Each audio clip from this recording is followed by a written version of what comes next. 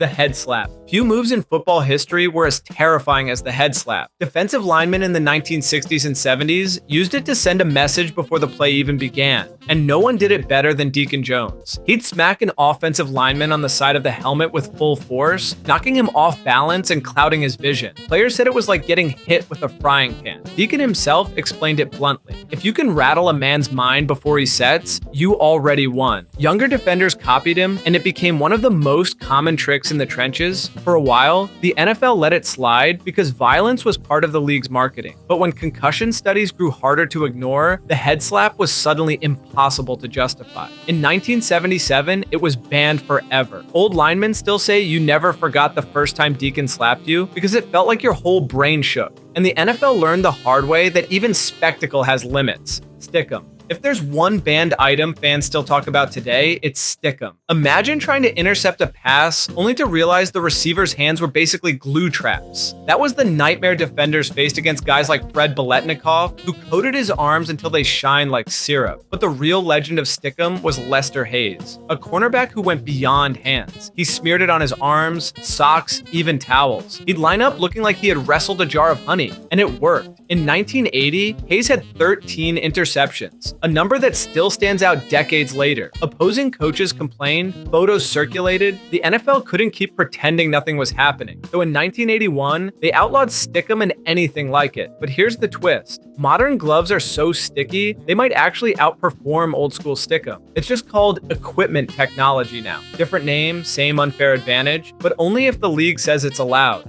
Horse collar tackles. The horse collar was the kind of tackle that made fans cringe before the player even hit the ground. You'd see a ball carrier sprinting downfield, then suddenly yanked backward by the neck opening of his shoulder pads, legs tangled, ankles twisted, and the runner crashed like a puppet with the strings cut. Roy Williams of the Cowboys turned it into a signature move. Week after week, he dragged players down like a fisherman reeling in a catch, and the injuries piled up. The breaking point came in 2004 when Terrell Owens had his season ended by a horse collar tackle. The league could no longer defend the move, and in 2005, they banned it outright. From then on, grabbing inside the back collar meant 15 yards. No debate. It was one of the first rules focused solely on injury prevention, a sign that the NFL was finally starting to acknowledge safety. And what came next would reveal just how far they go to protect players. The fumble ruski. The fumble ruski might be the most clever outlawed play the NFL has ever seen. The quarterback would deliberately place the ball on the ground, making it look like a fumble, while another player secretly scooped it up and bolted the other way. Defenders often chased the wrong man, while the real ball carrier slipped into daylight. Nebraska made it famous in the 1984 Orange Bowl with a touchdown that stunned Miami. Coaches loved the chaos. Fans loved the creativity. But the NFL hated the unpredictability. With faster, sharper defenses, a planned fumble was a recipe for pileups and blown knees. So the rulebook was rewritten. Now, any intentional fumble or forward fumble can't be advanced by another player unless it happens behind the line of scrimmage. Translation, no more fumble ruskies. What looked like a stroke of genius became too wild for the pros. But that hasn't stopped fans from wondering what modern trick plays could have looked like if it stayed legal. Celebration props.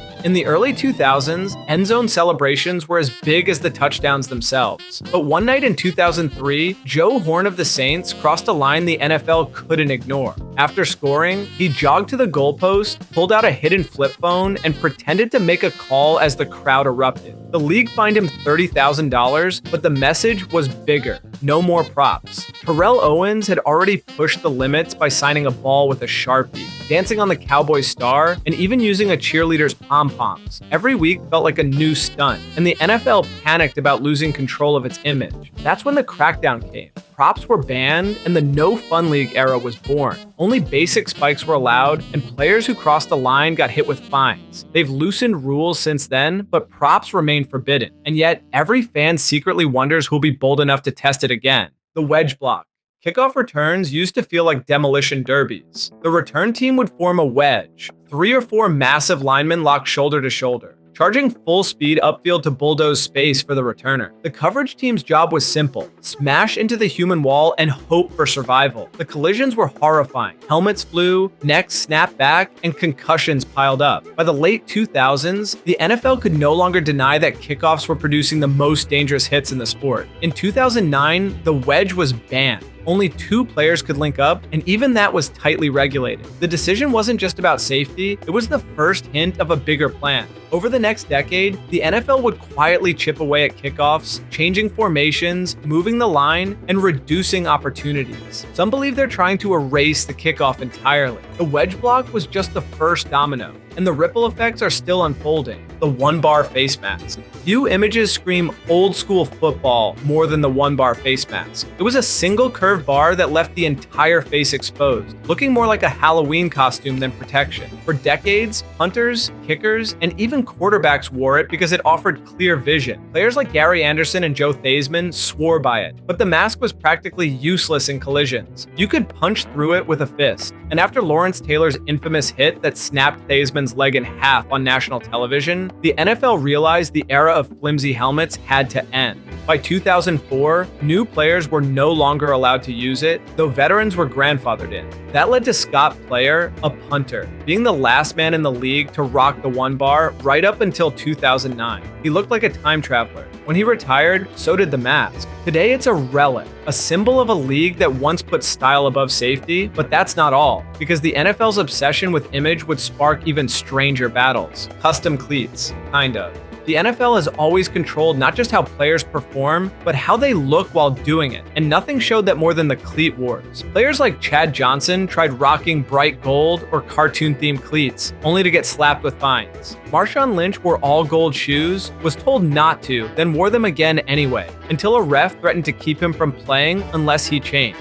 Odell Beckham Jr. pushed it further in 2019, wearing Joker-inspired cleats that glittered in red and purple. At halftime, the league gave him an ultimatum: change or you're benched. While the NFL now allows some creativity during warm-ups, during games cleats must match team colors. That means no anime designs, no wild gradients, and definitely no glowing soles. Players still test the boundaries, but the league treats fashion as strictly as gameplay. And what they banned on feet, they would soon ban on jerseys too. Jersey number restrictions. For decades, NFL jersey numbers weren't about personality, they were about order. Quarterbacks wore 1 to 19, running backs were 20 to 49, receivers could only pick 80 to 89 or 10 to 19, linemen were locked into 50 to 79, and defenders had their own strict ranges. The logic was that referees needed to know who was eligible on any play, but to players coming from college, it felt suffocating. Favorite numbers had to be given up, and identity on the field was stripped away. You never saw a wide receiver in single digits, and fans never saw defenders with swaggy college-style looks. That all changed in 2021 when the NFL relaxed the rules. Suddenly, cornerbacks were rocking number 2, linebackers number 7, and wideouts could wear their high school numbers again. Old school fans hated it, saying the field looked chaotic, but jersey sales exploded. And if there's one thing the NFL won't ban, it's more merchandise money. But first, only cool people are subscribed to this channel, so hit that subscribe button before we go any further.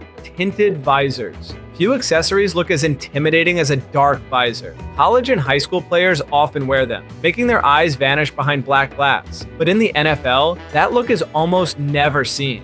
Why? Trainers need to see your eyes after a hit. Eye movement is one of the fastest ways to check for concussions, and a tinted visor blocks the view. For decades, they were completely outlawed, unless a player had a medical exemption. Even stars like Odell Beckham Jr. and Saquon Barkley got warnings for pushing the limits with reflective or colored visors. Today, clear visors and light tints are allowed, but anything too dark or flashy gets flagged. It might seem like a fashion rule, but the motivation was actually safety. Still, the irony is that the rule also protects the NFL's image. They want visibility and they want eyes on faces, because nothing sells highlight reels like being able to see emotion. Choosing your own game balls. Before 2015, quarterbacks had incredible freedom when it came to footballs. Teams provided their own, which meant hours of doctoring. Scuffed leather for extra grip, slightly deflated for easier throws, rubbed down until they felt broken in. It was all part of the ritual, and legends like Tom Brady and Aaron Rodgers admitted they had strong preferences. Then came Deflategate. In the 2014 AFC Championship, Brady was accused of using underinflated balls, sparking an investigation that dominated headlines.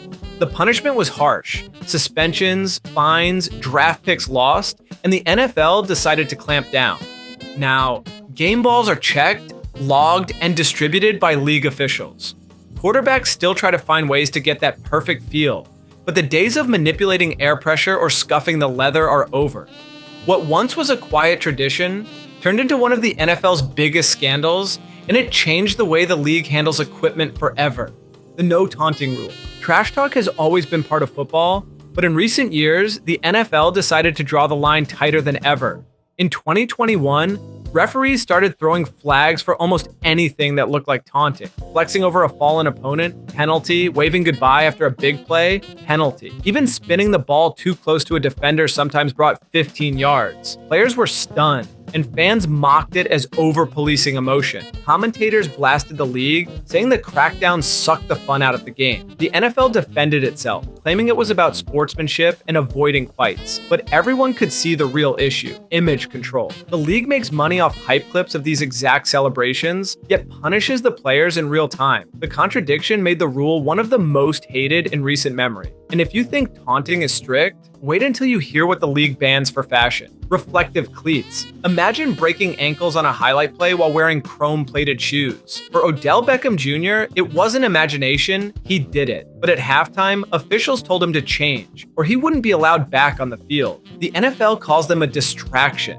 claiming the glare messes with visibility. Cam Newton faced the same issue with shiny custom cleats. The rule is simple. Even if your shoes are Nike or Adidas approved, if they stand out too much, they're gone. What's wild is that the NFL is one of the flashiest leagues on earth, yet players are told to tone down their gear. The logic has less to do with fairness and more to do with control. Uniformity sells, individuality doesn't. If you're going to shine, it has to be in a highlight reel, not on your footwear. And when reflective cleats got the axe, the next battle shifted to brand logos. Foreign logos and off-brand gear. The NFL doesn't just want players in uniform, they want them in league-approved uniform. Anything else? Fine. That's what Marshawn Lynch learned when he tried to wear Beast Mode branded cleats, his own personal line. The league cracked down instantly. Even Cam Newton got hit for rocking Under Armour visors on a Nike-sponsored team. And in 2015, cornerback William Gay was fined for wearing purple cleats to honor domestic violence awareness, because it wasn't an approved campaign week.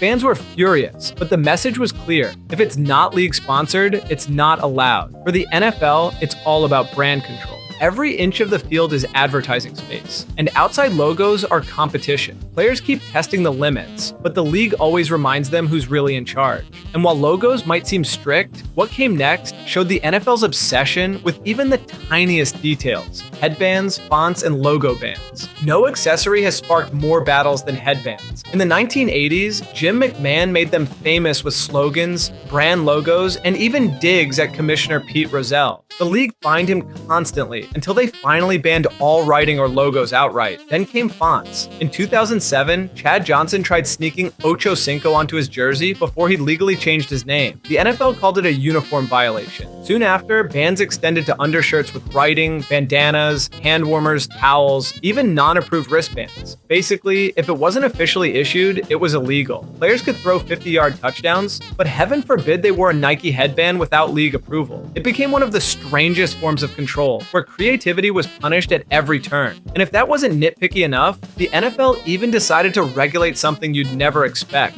towel size. Towel size.